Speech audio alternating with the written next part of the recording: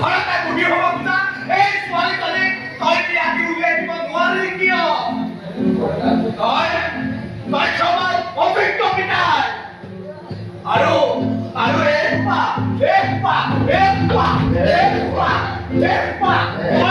যিখন ঘৰত ৰাখিছ তাই চালখনলৈ মত কৰিছ নে?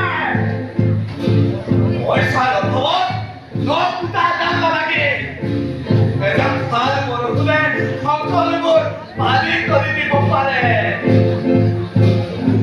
আৰু এই গাঁৱৰ মানুহমখা কিছুমান বৰ্তমান বাহিৰে কি পাইছ তই কিহতৰ পৰা